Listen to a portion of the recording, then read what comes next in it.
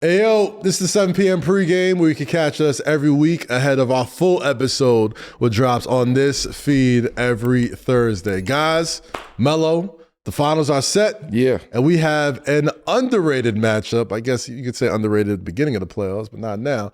Between the Oklahoma City Thunder from the West and the Indiana Pacers from the East. I want to play a little game as we look ahead to the finals. I'm going to present a statement. And Melo, I want you to fill in the blank.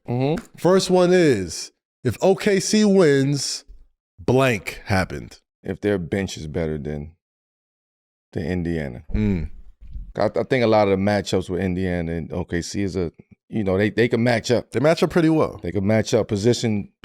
And if they go small, they can go small, right? So that's going to be a real chess match. I mean, obviously it's a chess game, but I think if OKC bench is consistent throughout the finals, they have a real chance of winning it. I mean, because now at this point in time, this is finals. Yep. The stars got to come to play. Yep. It ain't about, it's star time.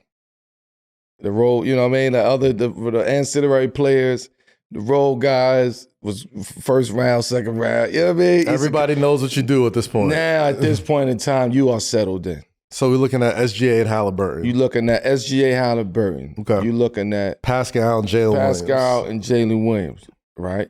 You're looking at Nembhard and I'm gonna see who gonna put with Nembhard. Who can I put right there? You got Lou Dort. You got Caruso. Nah, they gonna put Lou Dort on. They gonna put Lou Dort on Tyrese. Yeah. They gonna put Shade probably on Nembhard. I like the Miles Turner. I like the Miles Turner Chet Holmgren matchup. I like that too. That's a good matchup. Bigs, two stretch bigs do kind of fun, similar situations. Chet is a little bit more, probably could do a little bit more as far as handle, could take you off the dribble. He mid range. Chet got a lot. He got a lot of toys in his package. He got a little deep bag, man. I think OKC wins. I think OKC wins if they stop transition baskets. So, but again, it comes down to the second unit being able to stop that, because now you got to figure out now you're not gonna play Tyrese the same way as he played against the Knicks. No. So Carlo gonna have to figure out what is that rotation to still get that success out of the kicker heads, out of transition basketball, and it's gonna come down to the bench being able to stop that and contain that, because Reese might be playing against them. Gotcha. You get what I'm saying? Gotcha. So if you could stop Indiana transition and just slow them down, contain it, and just contain them until half court, now you give yourself a shot to win. Gotcha. But if they getting it out the basket, they kicking it ahead, and they scoring in 3.5 seconds, and then you got an issue. It's an issue. All right, so OKC points. Start time, bench time, stop transition. 3 main points. Next one, Haliburton needs to do blank for the Pacers to win. Touch the paint every single time. Okay, talk to me. Feet in the paint every single time. Because when he come off the screen, a lot of times his screens is high. When he come off and he get downhill, even in the Knicks series, he was giving the ball up a lot too early. Yeah. And then he realized he has something, then they got to boomerang it back. Whereas he got to just turn the corner and keep turning and get downhill, get feet in the paint, because everybody's staying home now. And they going to stay home if you're not touching the paint. Yeah. But if you touch that paint, then now you messing up the rotations, right? And he's a great passer. He's a hell of a passer. He see the court. His IQ is immaculate. So if you touch that paint, you have to go be aggressive too. You can't have a game of 4 in the finals. Yeah. You can't have a game of 10 and nah. There was a handful of times during that Knicks series where he would come off that hot pick and Karl Anthony Towns would never come up. It would seem like we'd have forever to find the laces and shoot from three. I don't think OKC is going to do that. No, I think they figured it out. The Knicks, Indiana figured the Knicks out. Yeah. We're going to put Jalen Brunson and Cat in the pick and roll. We know they don't want to switch. Cat is in the drop situation. So if I come off and it's, oh shit, JB, he don't want to switch. And also, the only thing I'm telling my big is to set the screen on Jalen Brunson, hold him up, because he not going to want to switch. No. Cat is already in the drop position. So I even got the 3, and if Cat is up, mind you, Cat don't want to switch either, so he's going to show and try to get back. So that's why Turner was getting those 3s at the top of the key. You seen the play coming. Yep. Every time Reese get downhill, but what he did? Look back. He got in the paint. Because now if you don't want to switch, you don't know what to do once somebody's in the paint. And Miles Turner had the top of the key. Now that's going to be Chet, and that's going to be Hartenstein. Yeah. That's going to be, but Hartenstein is catching it.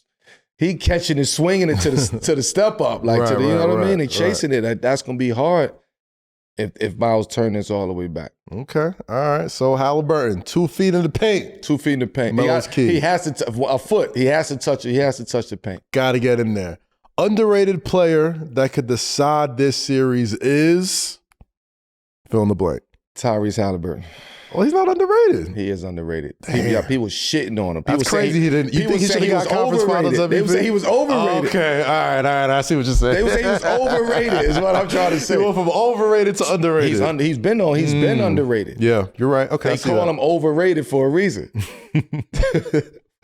He's underrated. He's very fucking good point guard. It's incredible how he went from overrated to underrated in a single playoff series. They just don't like They don't like his style of play. It's not aesthetically pleasing. Yeah, it's not. They don't like his style of play. I get it. But underrated player, I would say. I thought you were going to go Nembhard, man. So Nembhard may be one of my favorite players that's out there. Yeah. He's one of my favorite players to watch. That's a dude that's going to get paid so much money very soon. Yeah, but he's one of my. When you watch the game, he's a guard that I would have another guard sit and watch his pace. You compared him to Lillard last time. I don't compare because I don't like to compare. I say he has a style. Yeah, he has a style of Dame Lillard style game. He has a pace that he plays with. He's very deceptively quick. He's very strong at that position. Like he's a powerful guard at that position. But Reese has a ball in his hands all the time. Yeah. But I would say J-Dub. J-Will, yeah. This is his moment to take that step. Like Shea has to do what he's gonna do. But J-Dub has to be that as well. I think that's where the Thunder have the biggest advantage. I think there's a little bit of a push at the point guard. I think they have the bigs to match up with Turner. I think the wings is where the Thunder, with Jalen Siakam and J-Dub. Yeah. That's not. Siakam played a lot of 4 and 5 in this next series. It don't matter. J-Dub gonna play a lot of 4 too, and this against them. True. They're gonna have to go small. It's gonna be a hell of a series. So I mean, let's get it, man. Series prediction. Tyrese. I think the series gonna come down to how aggressive Reese is in getting to the paint. Right. It's gonna come down to how many points Indiana can score in transition. How quickly they can get the ball out the rim, get it up the court. Because you don't want to settle into a half-court offense against Oklahoma City Thunder defense in a half-court. Now Lou Dort can put his both hands on you. He can move you. He can be physical with you. They can hold. They can chuck. Hartenstein could do his little dirty shit down there. They do be holding, man. You know what I'm saying? I'm watching that. I'm like, they don't let the rest of the teams defend like OKC. Right. So you don't want to get that. So you got to get it out the net and go. If Indiana can keep that up. Series prediction, Melo. I don't know. We need one. I hope it goes 7. I hope it goes 7. I'm gonna go out the box. I'm taking Pacers in 6. I think the Pacers are gonna win. I think that's not a bad take. You know what I'm saying? I want to see it go 7 because I want to see it go back and forth. Yeah. Like I want to see. I want to see how Shea get punched in his mouth. Not literally, but like I want to see how he get punched in his mouth and bounce back to the second game. I want to see Reese get knocked down and come back the third game or fourth game and see what happens. I want to see the evolution of the series. Yep. And like then now we can judge. Or not judge, but now we can sit and say, hey, we took the whole scope of work. Now let's have an opinion on this shit. All right? That's what I'm at. All right. I'm just taking Pacers because I feel like Nobody has given them a chance this entire playoff run. I admittedly probably underestimated them a little bit. And when there's too many people saying, oh, they have no chance, OKC Thunder, it's the Thunder Invitational, all that type of stuff. It ain't sexy. It ain't sexy at all, man. Give me the Pacers and Sixers. I like that money, man. Why not? And the Pacers ain't sexy. The Thunder ain't sexy. Yeah. You know, when you really, if it was the Thunder against somebody else, they probably would say the other team. You know what I mean? Because it's just not a sexy thing. But dominance isn't fun to watch. Yeah, but I think dominated. From the powers that be, they actually are really loving this finals. Because now it's two smaller market teams who can actually create who can actually say, look, we did it this way. Yeah. We didn't do it that way. There's no big 3-4 over here. Yeah. We homegrown over here. I think the health of basketball, this is a healthy NBA Finals for the health of basketball. It's healthy. Because it keeps it balanced now. Yes. If Boston would have shifted it for the next 2-3 years, they still have a chance to, right? But, you know, it might take some time. But I just think that window, what Boston could have accomplished, is closed. It's crazy how quickly the league changes. They went from they're going to be a dynasty to we don't even know what they're going to look like next year. Man, it's crazy how quickly this league changes. Between 2-2 and 3-1. Very thin line. It's a fine line. But that's it for today's 7 p.m. pregame. Obviously, make sure you check in with us Thursday for a brand new episode of 7 p.m. in Brooklyn. Enjoy the rest of the games. Live from the hook for the Hall of Famer Carmelo Anthony. I'm Kazim Famiuide. Catch you next time, people. Peace. Peace.